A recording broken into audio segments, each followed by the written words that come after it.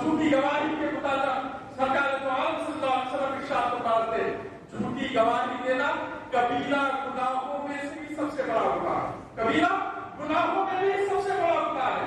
تو آپ ووٹ ڈالنے سے پہلے یہ بات اچھی طرح سمجھ لیں, یہ اچھی طرح دیکھ لیں کہ آپ ووٹ کس کو دے رہے ہیں. اور بتایا گیا یہ شریعت سے اس کے بتائی جا رہی ہے. لوگ ووٹ ڈالنے کو بات ایزی دے دیتے ہیں کہ میرے ووٹ ڈالنے سے کیا ہوگا, میرے ووٹ ڈالنے سے کیا ہوگا. میرے دوستوں ووٹ ڈالنا شرعی حیثیت ہے, شرعی حیثیت ہے. آپ کو قانون دستور یہ حکم دے رہا ہے, اجازت دے رہا ہے. اور علماء کرام فرماتے ہیں جیسا نماز فرض ہے, جیسا زکات فرض ہے, اسی طرح ووٹ ڈالنا بھی واجب ہے. یہ بھی ایک فریضہ ہے کیونکہ آپ کو اس بات کا اختیار دیا گیا ہے. آپ جس کو امیدوار بنا رہے ہیں وہ 5 سال تک آپ پر حکومت کرنے والا ہے, وہ 5 سال تک آپ کے اچھے برے کا ضامن ہے. اگر اچھائیاں ہوگی تو وہ اچھائیوں میں آپ شامل رہیں گے, اگر برائیاں ہوگی تو وہ برائی میں آپ بھی شامل رہیں گے. آپ کے ساتھ ساری قوم بھی اس برائی کا نتیجہ بھگتتی رہے گی. اسی لیے ووٹ ڈالنے سے پہلے آپ اچھی طریقے سے یہ دیکھ لیں کہ کون آپ کے لیے بہتر ہے. نہ صرف آپ کے لیے بلکہ قوم, ساری قوم کے لیے کون بہتر ہے, کون ایماندار ہے, کون امانتدار ہے, کون سچا ہے اور کون وفادار ہے, کون صحیح فیصلے کرنے والا ہے. میرے دوستوں یہاں دستور کا ایسا قانون ہے, ہندوستان میں جو جمہوریت ہے, آپ دیکھیں چھوٹی سی چھوٹی کمپنی ہوتی ہے تو کمپنی والوں کے اگر وہ چپراسی بھی رکھتے ہیں, وہ چپراسی بھی رکھتے ہیں تو کوالیفیکیشن کا ہونا 10th پاس ہونا ضروری ہوتا ہے. وہ ڈرائیور بھی رکھتے ہیں تو 10th پاس ہونا ان کے لیے ضروری ہوتا ہے. چھوٹی سی کمپنی ہے, ایک بلڈنگ کے اندر چھوٹی سی کمپنی ہے, لیکن وہ جب اپنی کمپنی میں ملازم کو مقرر کرتی ہے تو پابندی لگاتی ہے کہ وہ 10ویں پاس ہونا شرط ہے, یا پھر انٹر پاس ہونا شرط ہے, یا پھر کوئی اور ہوتا ہے تو ڈگری پاس ہونا شرط ہے.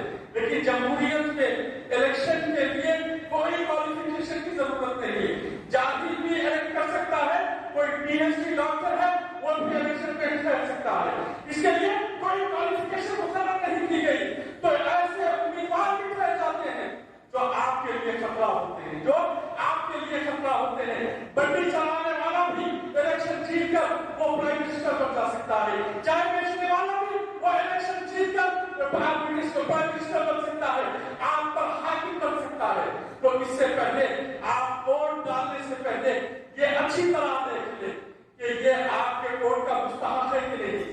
آپ جس کے حق پہ گواہی دے رہے ہیں وہ واقعی ایماندار ہے کہ نہیں ہے, وہ واقعی ووٹ دینے کا حقدار ہے کہ نہیں ہے.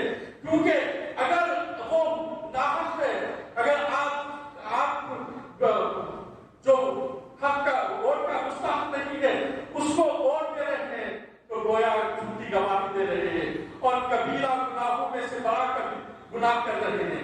تو اس گناہ سے بچنے کے لیے میرے دوستوں ووٹ ڈالنے سے پہلے اچھی طرح غور و فکر کر لیں کہ ہمیں کس کو ووٹ دینا ہے, کون ہماری قوم کے لیے بہتر ہے, کون اچھا ہے, کون اچھے خدمات کرنے والا ہے, کون وفادار ہے, کون ہمارے حق پہ اچھا ہے. تو یہ دیکھنا. اور بھی کئی شرعی حیثیتیں ہیں. اور فرمایا ووٹ جو ہے سفارش ہے, سفارش یعنی آپ اپنی طریق سے نمائندہ مقرر کر رہے ہیں, آپ گویا اس کی سفارش کر رہے ہیں کہ یہ اچھا ہے, میں یہ گواہی دیتا ہوں کہ یہ بہتر ہے, قوم کے مفاد کے لیے بہتر ہے, یہ ایماندار ہے, آپ اس کی سفارش کر کر بھیج رہے ہیں. تو میرے دوستوں قرآن فرماتا ہے میں یشفع شفاعۃ حسنۃ یکن لہ نصیب منہا, جو کوئی اچھی سفارش کرتا ہے تو اچھے کی سفارش کرتا ہے, وہ اچھائی کرتا ہے تو اس میں سے آپ کو بھی حصہ ملتا ہے.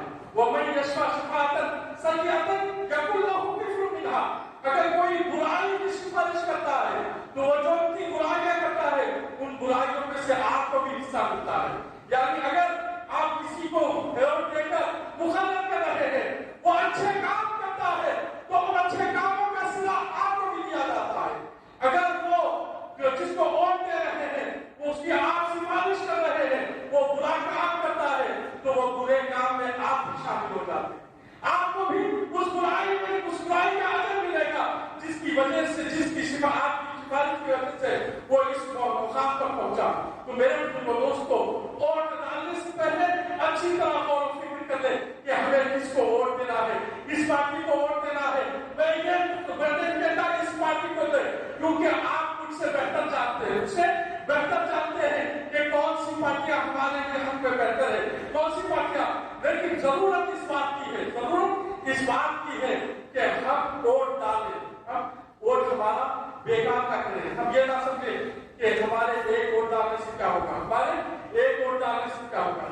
मेरे दोस्तों, उलमाए किराम फरमाते हैं एक ही सुराख कश्ती को ले डूबता है, कश्ती में जितने होते हैं सारों को डुबा देता है। आप अगर ये सोचे कि छोटा सा सुराख है इससे क्या होगा, तो मेरे दोस्तों वही छोटा सुराख सारी कौम को, कश्ती वालों को लेकर डूब जाता है। इसी तरीके से आपका एक वोट, आपका एक वोट अगर सही मानों में जाएगा तो कौम की तरक्की होगी। अगर आपका एक वोट आप अगर वोट नहीं डालेंगे, ये समझेंगे कि मेरे वोट से क्या होने वाला है, और कोई दूसरा मुकर्रर हो जाए तो वो सारी कौम को डुबा देगा।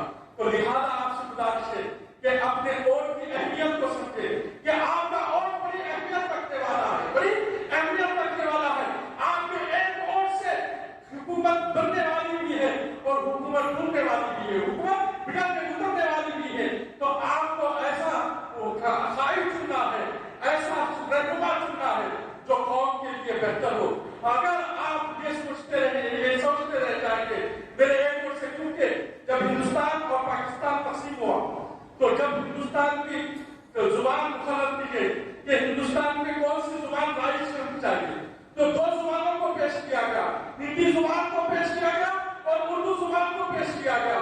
अब इलेक्शन हुआ तो एक इलेक्शन में एक वोट हिंदी जुबान को ज्यादा आया तो हिंदुस्तान में हिंदी जुबान कायम हो गई, हिंदी जुबान राइज हो गई, उर्दू जुबान हिंदुस्तान से बेहतर हो गई।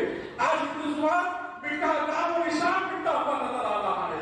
सिर्फ एक वोट की वजह से हिंदी हिंदुस्तान की जुबान बन गई। तो एक ही वोट आपका हिंदुस्तान को बचा भी सकता है, हिंदुस्तान को तबाह और बर्बाद भी कर सकता है। लिहाजा आप अपने वोट की अहमियत समझते हुए वोट डालें। क्योंकि व्हाट्सएप पे एक मौलाना ने एक क्लिप भेजी, बड़ी शानदार क्लिप थी, अल्लाह उनको दरअसल फरमाए। उन्होंने बताया कि आप मुसलमानों में आज हम इख्तिलाफात